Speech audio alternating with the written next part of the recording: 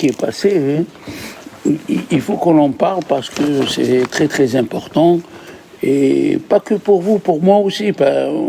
Moi qui donne des cours, à chaque fois qu'il vient cette paracha, elle m'interpelle. Je vais vous expliquer pourquoi.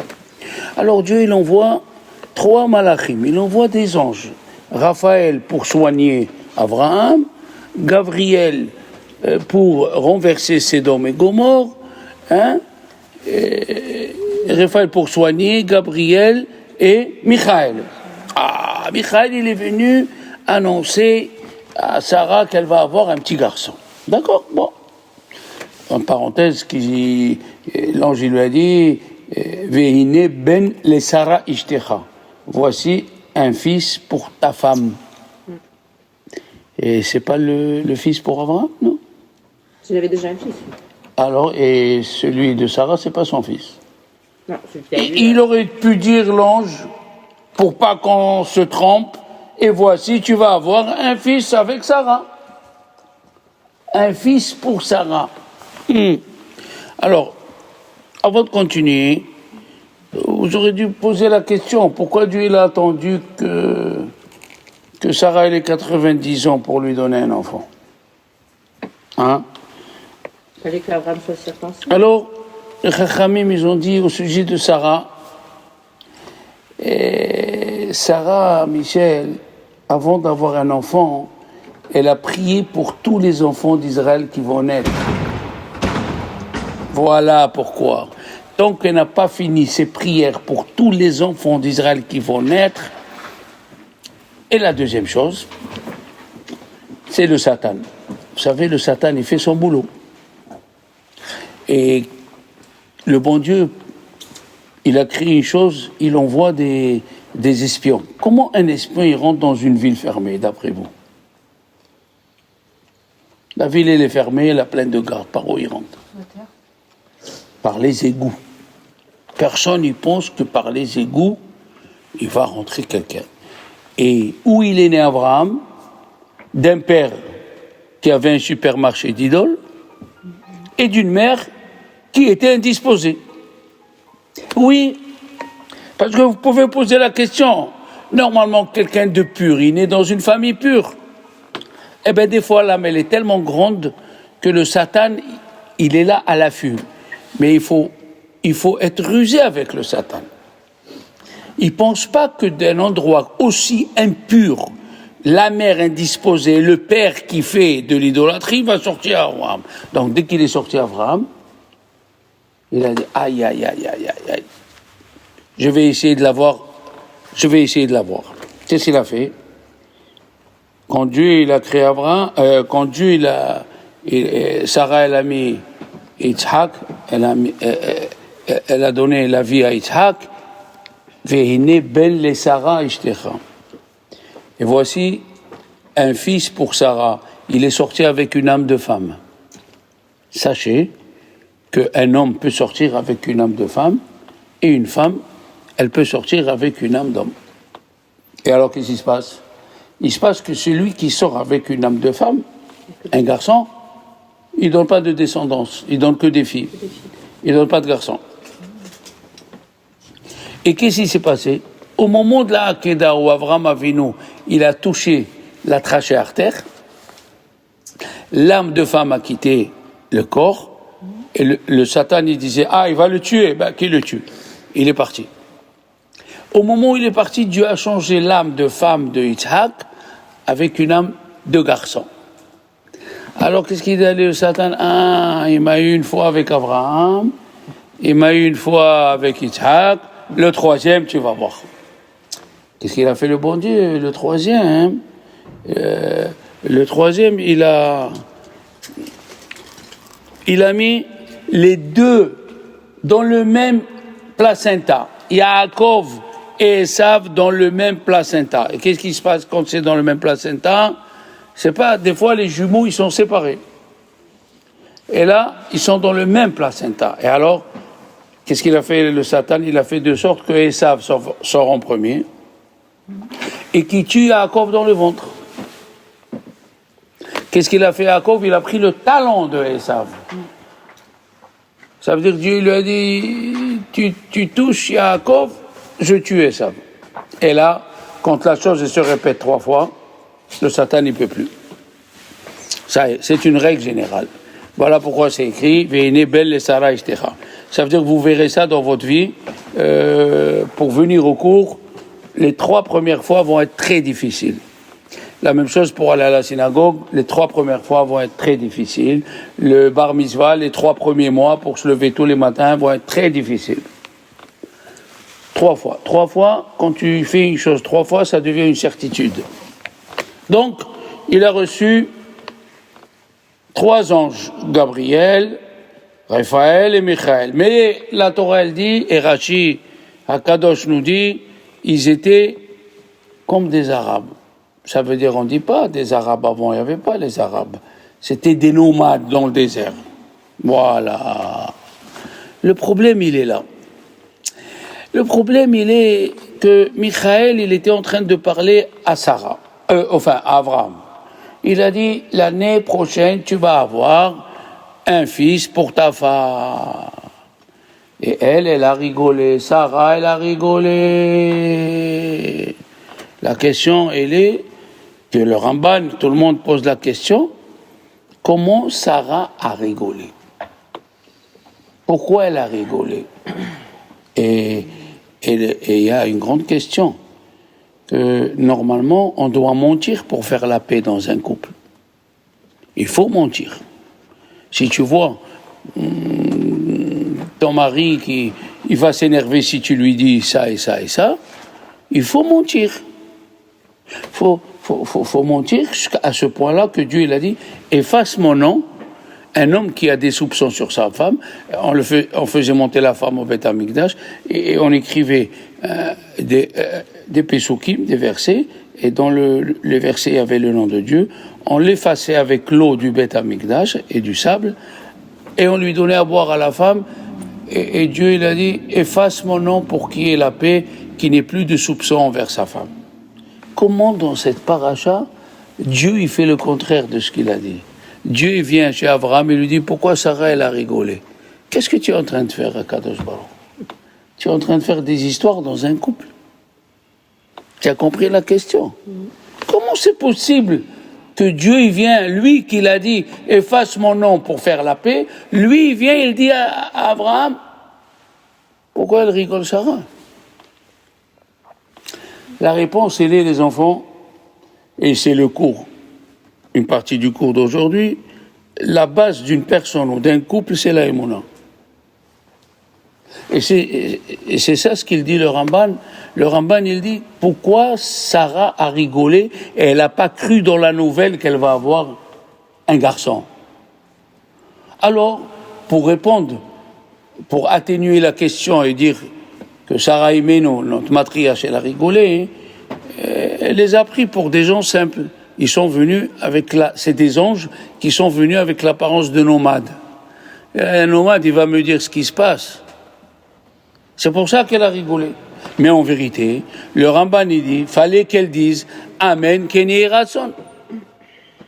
Même d'un homme simple, d'une femme simple, oui, même si tu vois que tout est fermé. Par exemple, si je dis à un manchot, un monsieur qui a et il a un bras, je lui dis que Dieu fasse qu'il pousse l'autre bras. Amen. C'est impossible. Eh bien, non. Il faut dire Amen Kenny Ratson. Amen Kenny Ratson. Oui, et c'est ça, le début de la paracha vient nous apprendre une chose qui nous manque. Que quoi? Que quand on voit que tout est fermé, on se dit, ah, c'est pas possible. Faut savoir que Sarah Imenu, elle n'avait pas d'utérus. Alors, qu'est-ce que tu veux qu'elle croie en quelqu'un qui lui dit, tu vas avoir un garçon? C'est comme si je te dis, si Dieu veut, tu auras une main qui va pousser. C'est quoi cette histoire? On n'a jamais vu depuis la création. Eh bien, ça, c'est faux. C'est faux parce que elle aurait dû dire Amen Kenny Ratson. Amen Kenny Ratson. Elle aurait dû dire oui, si Dieu veut. Oui, si Dieu veut. Il nous manque cette croyance quand on... Malheureusement, c'est ça ce qu'il faut dire, attention. Je le dis, moi aussi, on a été élevé dans la logique occidentale. Que 2 et 2 font 4, et 2 et 2 ne peuvent pas faire 10 000. Ah ben oui. Tu dis à un rabbin 2 et 2, tu dis font 4. Eh bien ça aussi c'est un manque de émouna. Ça peut faire 10 000. Il nous manque cette émouna que Dieu il est capable de renverser la nature. Le surnaturel. Hein? Le surnaturel. Le surnaturel. Et c'est Hanouka, on va le voir bientôt. Il y avait un monsieur, il avait 17 ans, et le rabbin qui a institué le Daf Yomi, c'est la Gemara, il a institué que tous les jours on étudie une page. Et le monde entier, jusqu'à aujourd'hui, ils sont associés et ils étudient le même Daf. Ce Rav, Rabbi Meir Shapira, il est venu dans la yeshiva et il a dit cette phrase, il a dit j'ai pas préparé, c'est pas obligé qu'un rabbin soit toujours prêt à parler, j'ai pas préparé, mais je peux vous dire une chose, chez les Ashkenazim du moins, le Birkat Hamazon, il n'y a pas la lettre fait. Il n'y a pas la lettre. Chez les Sfaradim, oui, mais chez les Ashkenaz, il n'y a pas la lettre F. Et qu'est-ce que c'est la lettre P? C'est la fin d'un mot qui veut dire la colère. Af. La colère sort par le nez quand on fait. Af. Dans Birkat Hamazon, il n'y a pas la lettre Af. Et alors, il dit, le Mishnah Brora, celui qui fait Birkat Hamazon mot à mot. Mot à mot, il manquera jamais de quoi manger, il aura toujours de quoi manger. Voilà ce qu'il a entendu.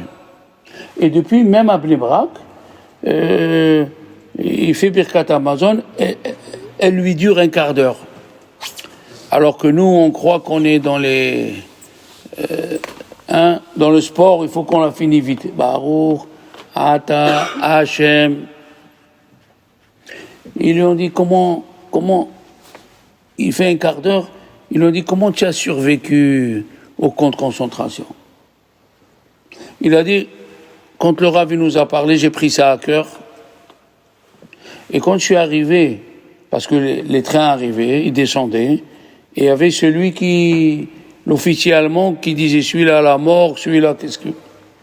Alors celui de devant, il lui a dit, qu'est-ce que tu vas dire? Quel métier tu fais? Il lui a dit, je sais pas, j'ai pas de métier, j'ai 17 ans, j'ai l'apparence d'un homme de 20 ans, 20 ans.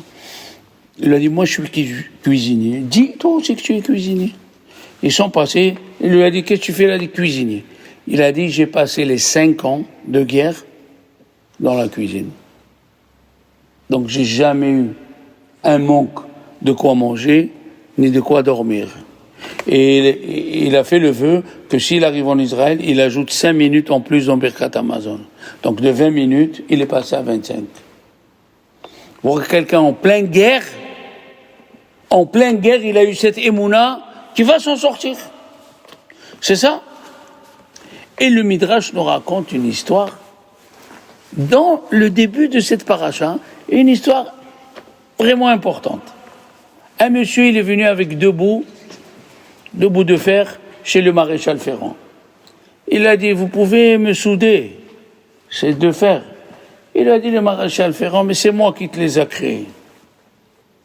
C'est moi qui a fondu la pierre et je t'ai créé ces 2 fers que tu avais besoin. Si je peux te les créer, à plus forte raison que je peux te les coller. Oui ou non? Eh bien, c'est ce qu'on reproche à Sarah Imenu.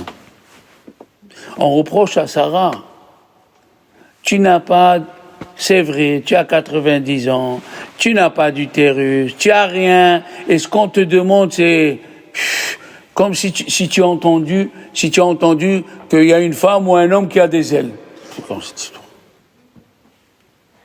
Oui, la Emouna veut que tu dois croire en Dieu dans les choses qui sont impossibles pour toi. Qui sont impossibles. Eh oui. Et c'est ça le reproche qu'on a à chaque fois qu'elle vient cette paracha. qu'il faut croire en Dieu même quand tu crois que tout est fermé. Tout est fermé. Comment je vais faire? Comment je vais faire? Pourquoi il m'est arrivé ça? On a dit la semaine dernière que le mot lama en hébreu, c'est pourquoi? C'est la guématria de Emouna, 75. Pourquoi? Pourquoi j'ai un mari comme ça? Parce que tu as cru que tu vas avoir un autre mari, il sera plus gentil que celui-là. Tu te trompes. Tu as le mari qu'il te faut. Maintenant, pourquoi tu as cette femme qui t'embête tous les jours? Ça, c'est autre chose. C'est voulu par Dieu. C'est ce qu'on dit lama. Lama, c'est la guématria de Emouna. Et Maïhi, quelle est la suite? Qu'est-ce que je vais devenir? Maïhi, c'est la guématria de Bitachon. Il faut que tu aies confiance. Tu imagines? Il faut que tu aies confiance. Le roi Salomon, il a eu de l'orgueil. Et Dieu l'a éloigné de son trône. Qui c'est qui a pris la place sur son trône? Le roi des démons. Il s'appelle Ashmédaï. Il a pris sa place avec son visage, son apparence. Et il a erré de ville en ville jusqu'à qu'il est arrivé à être serveur dans la cour du roi de Hamon. Et à l'époque, tout le monde avait la barbe, donc lui, il a la barbe, les gens qui servaient, ils avaient la barbe. C'était pas une honte. Même ici, les Vikings, ils avaient la barbe, Mais la fille du roi d'Achour, elle s'appelle Naïma. Naïma. Délicate. Elle a vu qu'elle parlait avec lui, elle a vu que c'est un monsieur intelligent. Il n'est pas bête. Il y a des gens, malheureusement, ils sont vides. Kilo de tomates, toute la journée. Le kilo de tomates, le kilo de... Bon, c'est bien le kilo de tomates de temps en temps, une fois par semaine, mais toute la journée, comment tu vas? Le kilo de concombre. Ça veut dire ici, dedans, il n'y a rien. Elle a vu que ce monsieur... Alors elle est partie chez son père, elle lui a dit, alors, tu penses à me marier ou pas? Il a dit, oui, ma fille, tu as tous les princes de Hamon et de Moab, ils vont venir, et tu vas choisir. Elle a dit, je veux aucun. Tu veux aucun? Et qui tu veux? Il a dit, je veux ce serviteur-là que tu as acheté, qu'il est chez nous. Un serviteur, un esclave? Oui. Alors, comment il va faire? Alors, il a demandé, vous savez, à l'époque, on demande aux gens qui voient dans les astres, Même Abraham, il s'est fait prendre, Abraham Avinu. Il a vu dans les astres qu'il n'avait pas d'enfant. Qu'est-ce qu'il a fait Dieu? Il l'a pris, il l'a mis sur les astres. Il lui a dit, et là, qu'est-ce que tu vois? Il a dit, ouh, je vois Sarah, je vois Michel, je vois Shalom, je vois, ouh là là là là là. Il a vu tous les Juifs qui allaient sortir.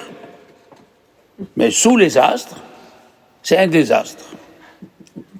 Oui. Et sur les astres, il a vu.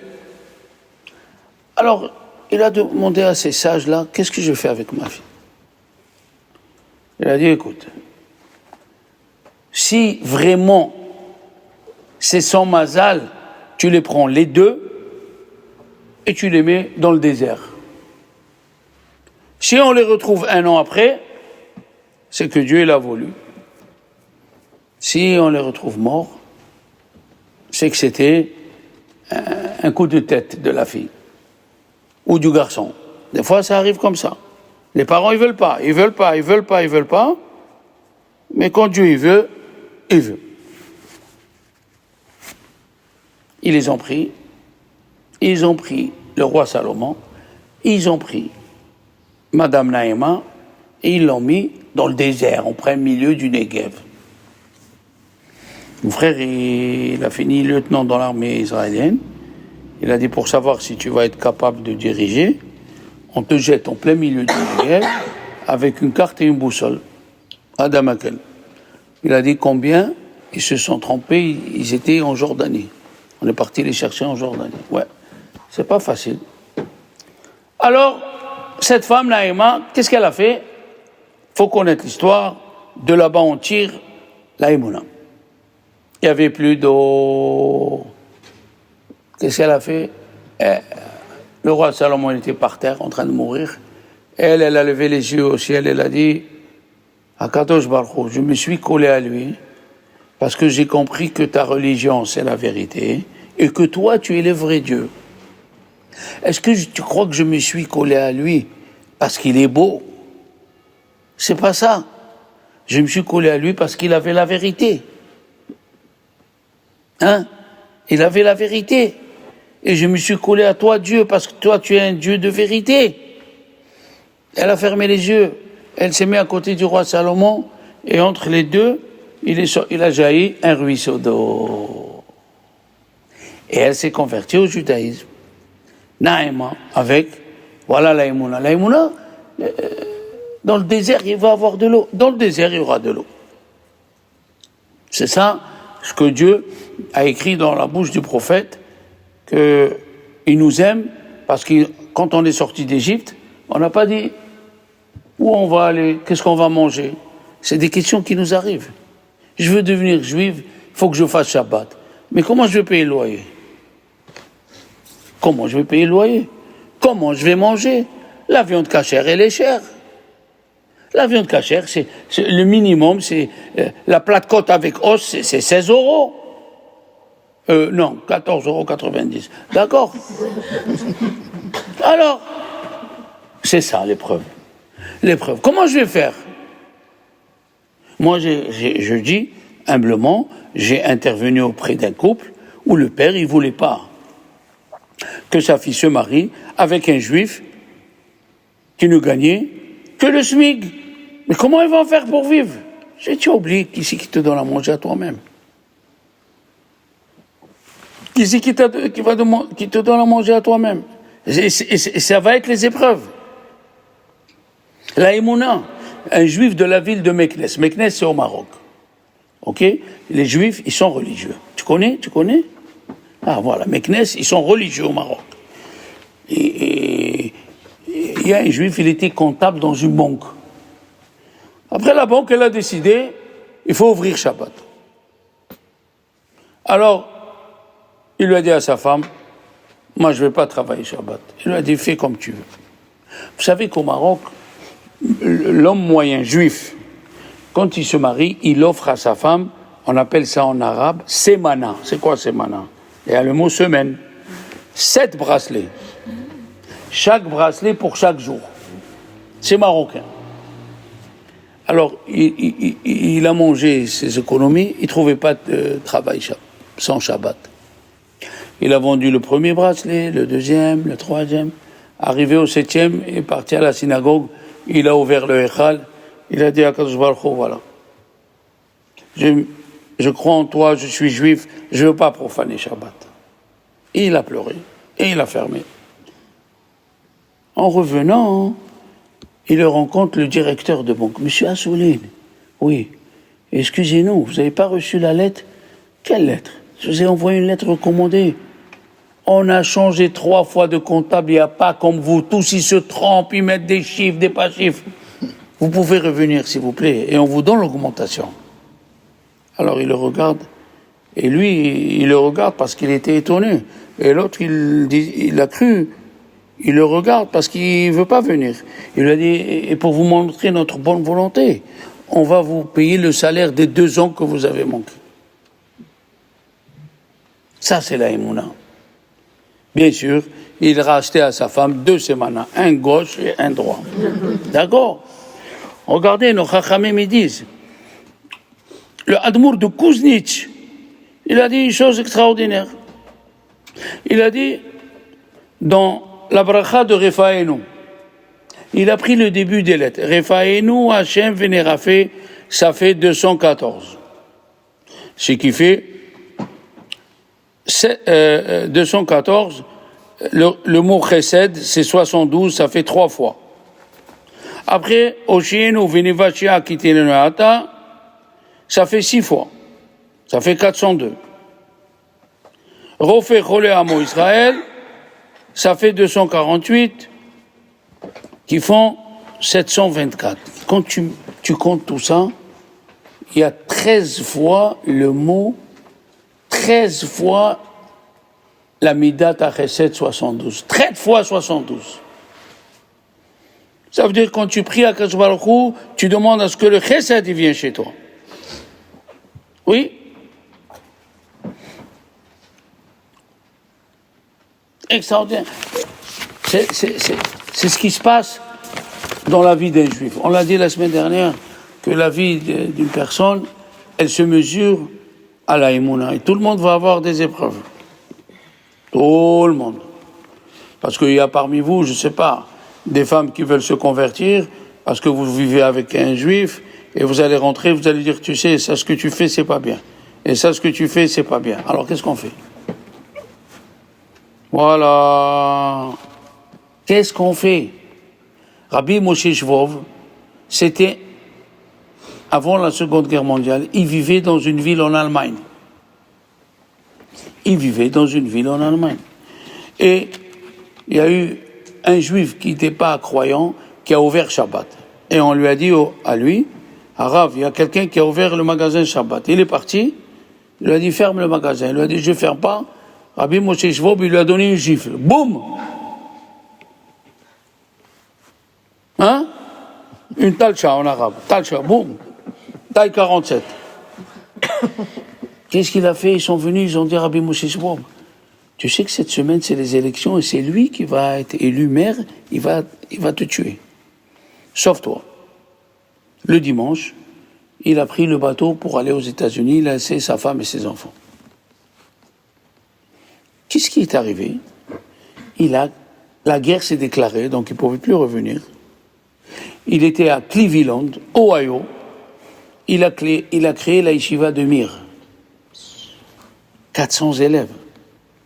Le jour de l'inauguration de la yeshiva de Mir, il a dit cette chose extraordinaire.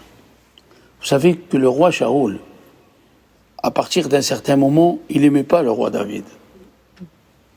Parce que David allait prendre sa place. Et comme ils disent les commentateurs, le mot Shaoul, c'est quoi en hébreu Shaoul? Emprunté. Sheela. Ou Shaoul etzlo. Il ne savait pas que sa place, elle était provisoire. Elle n'était pas fixe. Et alors, Jonathan, le fils de Shaoul, il aimait beaucoup David. Et David, 2 fois, il n'est pas venu au repas de Rosh Chodesh. Et il lui a dit ceci. Il lui a dit, Jonathan, cache-toi dans les buissons. Je vais venir avec mon écuyer. Et je vais jeter les flèches. Si je jette 2 flèches, ça veut dire sauve-toi, mon père il veut te tuer. Mais qu'est-ce qui s'est passé? Dans le rendez-vous, il a envoyé 2 flèches, et l'écuyer, le temps qu'il va chercher les flèches, Jonathan il a dit à David, va, Dieu il t'a envoyé pour autre chose. Qu'est-ce que c'est va, Dieu il t'a envoyé pour autre chose? Il fallait dire va, tu es en danger de mort. Non, va, Dieu t'a envoyé pour autre chose. Quand une porte se ferme, c'est que Dieu t'a prévu une autre. C'est que Dieu t'a prévu une autre. C'est ça la Emouna.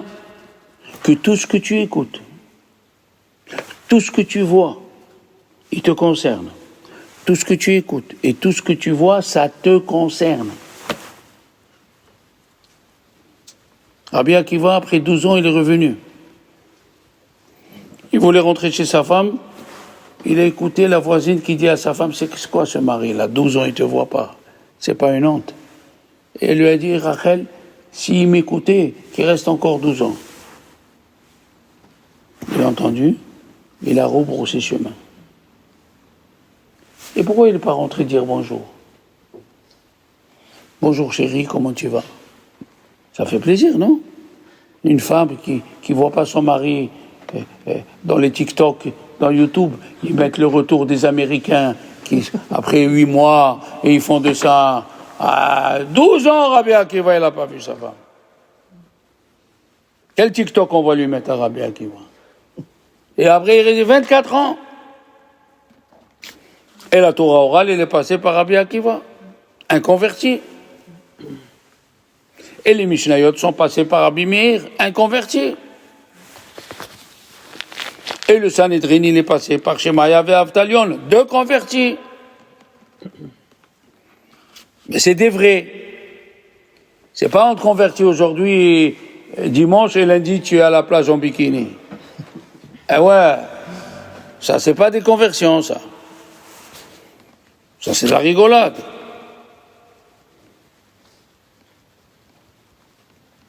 Quand quelqu'un il est malade, un petit il est malade, qu'est-ce que tu lui amènes? Le médecin. Tu as amené le médecin, mais il est où lui maintenant, Michel? Tu demandes à sa mère, est-ce qu'il a un Lego, est-ce qu'il a un petit truc pour le rendre heureux, des bonbons, des chamallows, des Haribo. Hein, on connaît tous les bonbons, Haribo, chamallows. Ils ont dit dans la culture juive, ashkénaze, un rab, il ne doit pas marcher sans bonbons.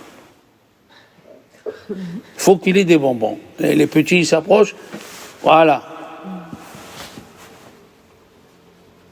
Un monsieur qui n'est pas un enfant, prend un monsieur, il a 20 ans, il est malade.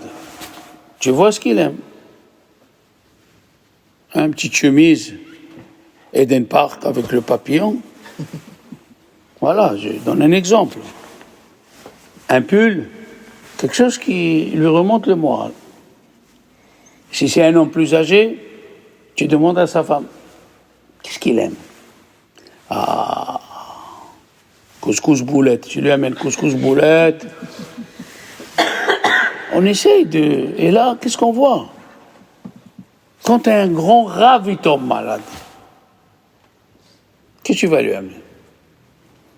Les couscous boulettes, ils s'en fichent.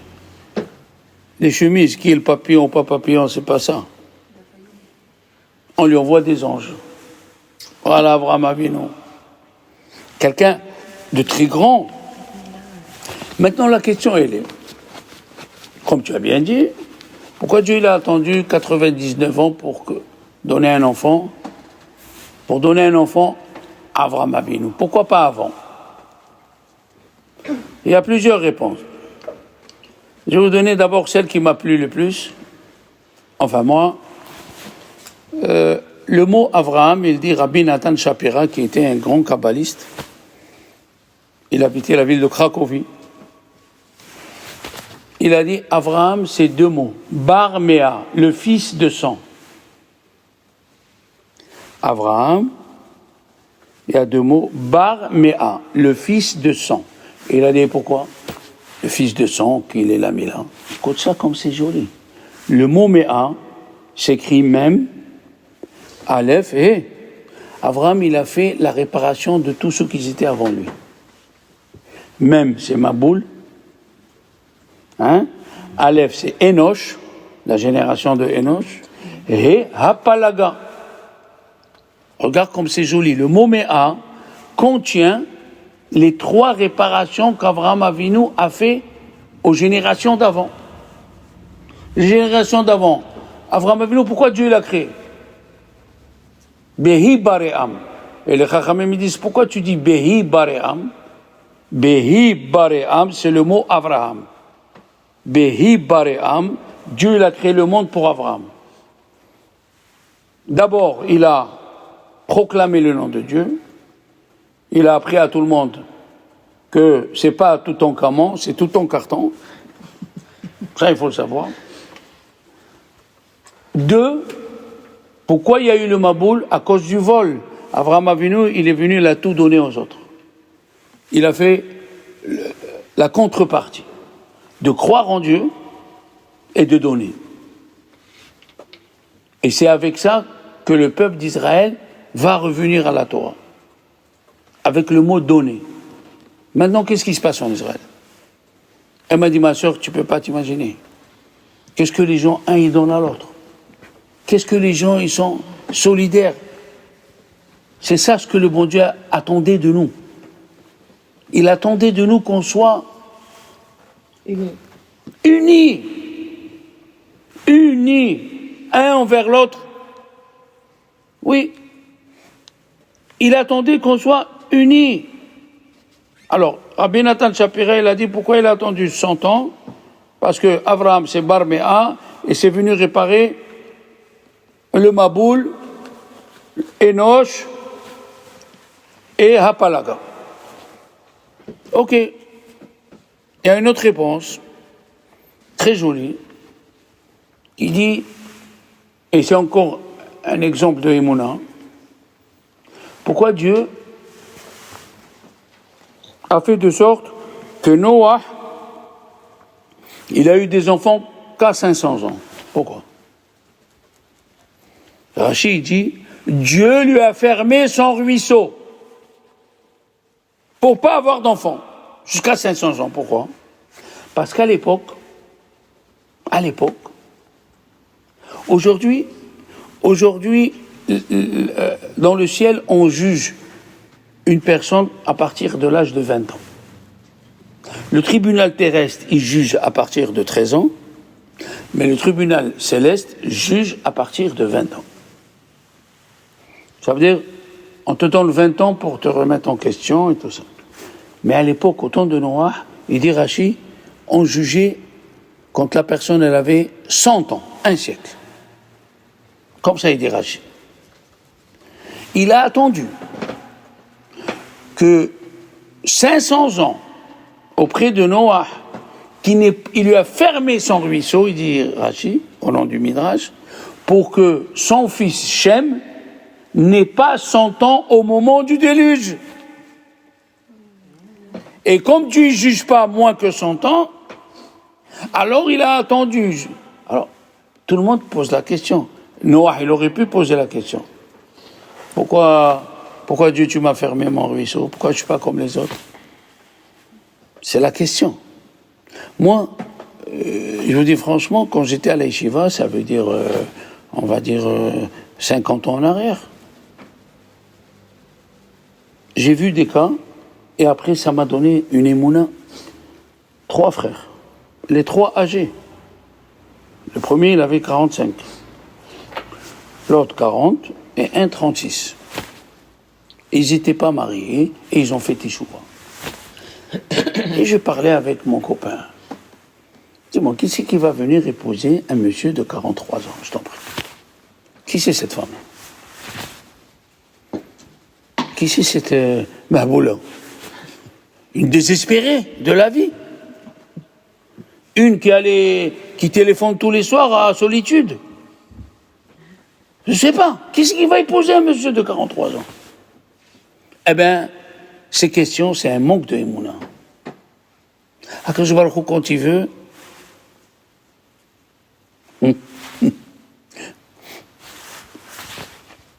fin août, ma femme, elle a assisté à un mariage, la femme 82 ans et le mari 83 ans.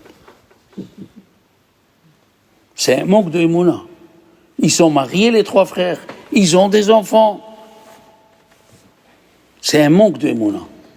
Toi, on te demande une chose, d'être kamikaze. Rentre. Laisse la logique derrière toi. Laisse la logique derrière toi. Comment on va faire? Pourquoi le grand rabbin il traîne? Pourquoi les professeurs ne parlent pas de moi? Pourquoi? Toute la journée, on a des questions. Bon, il y a une question que je peux vous répondre. Rabbi Meir, il a dit, tout celui qui étudie la Torah devient riche. Alors les élèves m'ont dit, Rav, pourquoi vous n'êtes pas milliardaire? J'ai dit, je peux vous répondre. Ils m'ont dit quoi? J'ai dit, si je suis milliardaire, demain je vous dis même pas bonjour. Le bon Dieu, il sait. Le bon Dieu, il dit, non, enseigne la Torah à mes enfants, je ne te rends pas milliardaire. Oui. Et c'est ça ce que une des réponses, c'est le Maharal, une autre, c'est. Non. Le Panim Yafot, Alav Shalom, il nous dit que pourquoi il a attendu 100 ans? Parce que il a fait un calcul. Depuis qu'il est né Abraham, depuis l'âge de 3 ans jusqu'à 49 ans, il a cherché Dieu. Parce que la Midrash, il dit à l'âge de 3 ans, Hein? À l'âge de 3 ans, il a connu Dieu. Et un autre Midrash, il dit à l'âge de 49 ans. 48, quand on dit 48, c'est il est rentré dans les 49 ans, il a... Mais la réponse, c'est de 3 ans à 49, il a cherché Dieu. Il faut chercher. Il ne faut pas, et ça c'est très important pour vous aussi, pour moi aussi. Il ne faut pas vivre sur les bases que nos parents nous ont données sans avancer. Quand tu fais que des coutumes, c'est la coutume. Tu n'avances pas. Le bon Dieu t'a donné une intelligence. Et ce qui est extraordinaire, vous, les femmes, Dieu vous a donné une intelligence que les hommes n'ont pas. Vaïven, il a écrit, il a construit la femme. Pourquoi il a écrit le mot Vaïven? Parce que Vaïven, il vient du mot Bina. Bina, c'est la sagesse. Tu rentres avec un copain, il s'assoit, il mange avec toi, il s'en va, ta femme, elle te dit, celui-là, il ne rentre plus ici. Allez, celui-là, il est mauvais. Ta femme, elle a une intelligence de comprendre. La femme, Dieu, il l'a développée, et c'est pour ça qu'elle jeûne à 12 ans et non à 13 ans. On est un peu désattardés, un petit peu. Parce que la femme, elle a une intelligence. Une intuition. Merci. Une intuition que l'homme, il n'a pas. L'homme, il n'a pas. Et alors, jusqu'à l'âge de 49 ans, il a cherché Dieu. Et après, il est monté de degrés. Combien de degrés Dieu a créé les filles? La terre, dans la terre. Tu montes de degré en degré. 50. 50 et 49, ça fait combien? 99.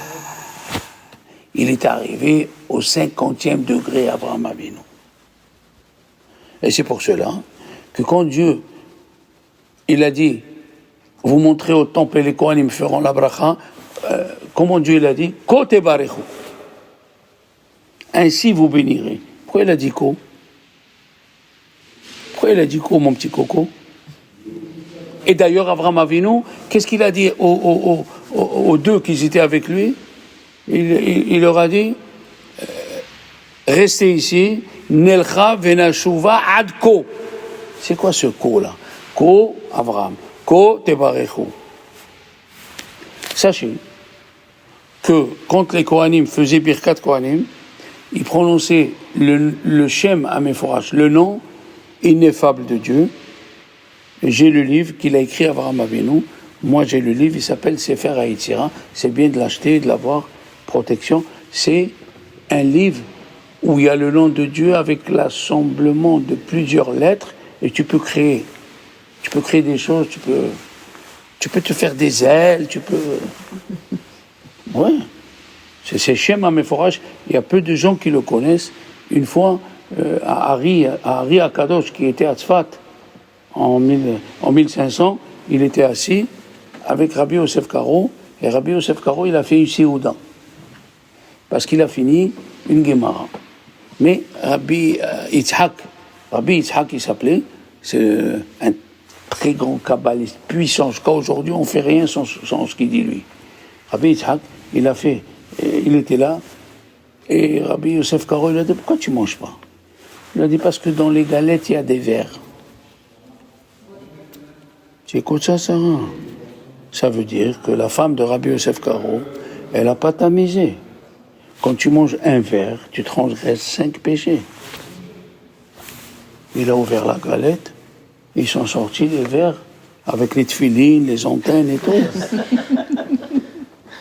Il a eu peur, il a enlevé les galettes, il a pleuré, il est rentré dans la chambre, il s'est mis à pleurer, et lui, Rabbi Yosef Karo, il avait un mentor. C'est quoi le mentor?